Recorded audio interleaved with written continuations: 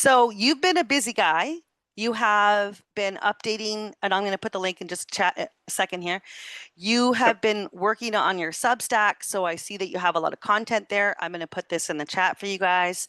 And last week we kind of left off at what they had done in terms of setting up the processes, what they had done in terms of engaging with these NGOs to create policy. Let's get into the weeds on this because I know I'm probably going to get feisty and spicy because it's going to really irk me, but we need to see. We need to see. Yep. Yeah, there's a lot. Hmm. Again, I won't be able to get into a huge amount of detail because there's just so much Yeah. information. We're going to go over a bunch of other errors. Um, like last time, the same disclaimers still apply. Everything is being tested in court, so it's for edutainment purposes only. Nothing on here constitutes legal advice. It's just our own personal learnings. Hmm. This is not legal advice. This is not legal services. This is information purposes only. Yeah, we need to crowdsource truth Hmm. instead of receiving truth from quote unquote authoritative sources. Learn Hmm. together. I do want to make one clarification, having listened back a few times to last week, and that is we were discussing the EI pipeline being filled with non-citizens. Hmm. I want to be clear that that was Service Canada. I have no evidence the tribunal itself Thank you. has runners. I mean, you can look at the last names and maybe guess, but I have hard proof that at Service Canada they went on a hiring spree, and I Okay, know thank people you. that around the clock were just all day, every day for 2 years. Their job was deny, deny, deny. Okay. So just for people like myself, because I haven't been through the EI process, so Service Canada is like the first place that you go to for Yes, your yes. So claim. everything is run through the ESD. It's called the Employment and Skills Development Department of Canada. So the first step is Service Canada. They have many hundreds of frontline employees. They either approve or deny, and then they call it commission, which is basically the same thing with a different name. And the difference is the commission workers are supposed to be, in theory, at arm's length, but it's still Service Canada reviewing their own work. It's just a guarantee it's a different person from the first time. And Okay. then if you want to challenge that reconsideration, then you go to the Social Security Tribunal, Okay, thank you. at which there's two stages. There's a general and then an appeal. And then from that, you would go to the federal court system if there's still a pending case, Okay, thank you which for is where that. we are. We've had 4 different tribunal cases. General division dismissed, we appealed, we won. They were sent back to general division, they dismissed again, we appealed, we won. We were given a hearing, and then that's the one that we're challenging right now. Um, I'm just going to quickly share my screen. I just want to show the page Yep. that we're working And on. guys, I just put the Substack link in the chat, both here on Zoom and on Rumble. So you can sign up, get notifications, read up, all that stuff. So are you able to see the Yep. Substack here? Okay. So there's a lot of stuff here. Um, right on the main page, there is court files and presentations. So some of our documents have been sanitized. We have them here. Hmm. We broke last presentation up into small components, like 10 to 18-minute chunks. So it's much more shareable and manageable. And I'm working on going through the transcripts as well to correct it, to make sure that what it shows on the screen actually matches what it is we're trying to communicate. Hmm. Um, I can also put a disclaimer up on the Rumble replay as well. So if there's okay, anything that you want me to correct, just let me know, and I'm happy to do that. sure, thank you. And then for our individual factum at the bottom of each section, we also have links to source documentation.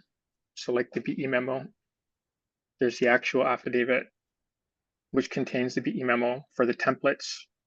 Down at the bottom, we have links to a bunch of different tribunal documents explaining how the template process works.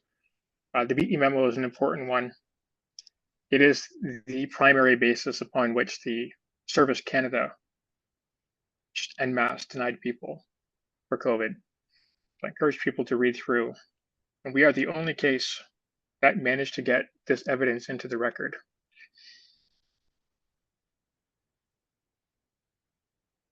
Are you able to put the links to what you're looking at if if it's linking directly to the content that you're looking at in the chat for people? Yes, I can do that.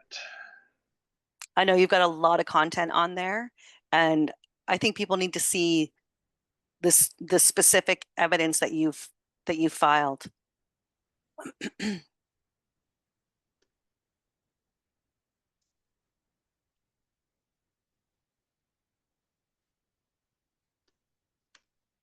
There. Oh, thank you. I'll put this in for the people on Rumble. All right, I'm going to do a very brief summary of what we went through. And unfortunately, I was not screen sharing when I thought it was last week. So Mm, I just want to leave the document up just long enough hmm. that screenshots can be taken. So last week went through the history of the EI Act, showing how they fundamentally changed what was a universal program to denying people en masse, and it hinged on the definition of just cause. And there was a lot of debates, thousands of pages of transcripts, and that just cause list has not changed from 1993. And the important ones are if the employer is doing something contrary to law, or if there are universal changes, unilateral changes to the employment contract or terms of work, then you would automatically qualify for EI. And if it's a either or situation, the benefit of the doubt is statutorily given to the claimant, not to the employer. We briefly went over the history of the tribunal. Hmm. There's like 4 major iterations. They're going through restructuring again. Um, in 2015, they began building a program that allowed template generation so that someone somewhere could write blocks of arguments that are correlated with footnotes um, and case citations. And then there are long templates, there are short templates, and then the system will either auto insert or you can choose to insert templates to engineer the outcome you want. And this created a decision tree. So if this, then this, if this, then this. And it all led to the same thing, which was no. But Yeah, and yeah. reverse engineering is very specifically called out in Vavilov as being unreasonable. Hmm. You Are can't. you are you sharing right now? I will be in a sec. Okay, I'm okay. just looking at my Yeah, no document. problem. I just wanted to make sure we didn't do it again. Yep, well, I've got notes this time, so hopefully it doesn't happen again. The next thing we talked about was tribunal stats. That was brought up on the screen, showing how we are not a fringe minority. You know, Hmm. basically 2/5 of all tribunal cases during the pandemic were people appealing mandate misconduct denials. Now, I'm going to pull up a report in a minute showing the EI stats in general. And what is usually around 85 to 90% approval rate dropped to under Hmm. 75%. Hmm. We're talking about 2.5 million people were denied EI. And that's sad because it shows when there's only a few thousand tribunal cases, it just shows how many people gave up Yeah, with the process because they were just so overburdened. yeah. And people, they don't, the average person doesn't know and doesn't have the aptitude to do the research because we've never been taught this. And they can't afford the lawyers. They've lost their jobs, and the lawyers didn't fight for them anyway. And the unions were in on it. So there was a lot of disadvantage for people in all of this.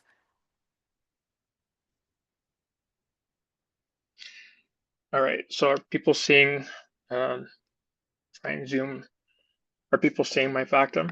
Yeah. Okay, just quickly looking at my notes. Everyone So can we read this talked, okay? Yeah, okay. You're good. We talked about a bunch of cases that were cited out of context repeatedly. These are those cases. People can take screenshots Hmm. of I this. posted I took a screenshot. I just posted it in the chat here on Zoom, and I'm sorry, but I can't do that on Rumble. No, that's fine.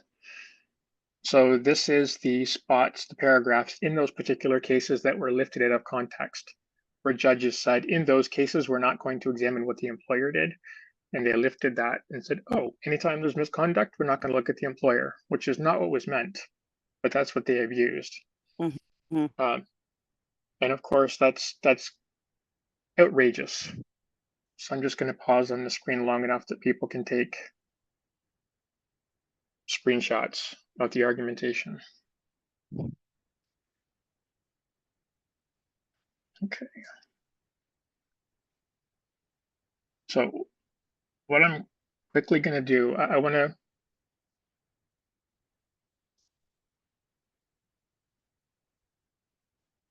lead off with a point that was widely abused. Um, Obviously, coercion is illegal. So they had to come up Hmm. with a way to frame this issue. Um, and so some genius came up with the idea that's called a choice with consequences. We're not going to call it coercion. It's just a choice. You have a Hmm. choice of having a job with pay, or you can choose to do something else. And that has consequences, but it's nonetheless a choice. And if you actually look at that logic on the screen, um, they can't lead to misconduct findings. Because if it's coercion, then clearly you have cause. If it's a choice, they're giving you a choice of either taking 2 experimental injections or taking an approved leave of absence. It is a choice and it's in the policy. Then, by definition, and this was argued in the peer later arbitration, the leave of absence is approved. So you cannot have people choosing to take a leave of absence that is approved by management and turn around and call that choice to take a leave of absence misconduct. Hmm. They're marking this as being AWOL Hmm. when Hmm. so there's no way around it. If you're going to call something a choice, there has to be consistency. Yeah, and one of the things, Matthew, that we had told people to do back when this was happening, when they were saying they basically were putting the people on the leave and saying you can't come to work, and they were blocking them, is we told people go to work, try to go to work, and let them tell you you can't come in and film it. And somebody, I don't remember who this was, but she tried to go to work. She tried to go into the building. They blocked her, told her no, told her to leave, and then they turned around and said she didn't show up for work. So they were Wow. playing tricks on people. Uh, and sometimes in these contracts, it would say, if you don't show up for your shift over so much time, you're deemed to have quit. And so that's what they were doing to some of these people. They were like, well, you quit, you didn't show up. Wow. Yeah. That really helped in my uncle's case. The fact that we were able to produce video recordings of conversations he had Mm-hmm. actually was the grounds for one of our successful appeals. Now, ultimately, he didn't find the evidence valuable, but it got us another hearing, which is Mm-hmm. important because it got a lot more evidence into the record that otherwise would not have been there.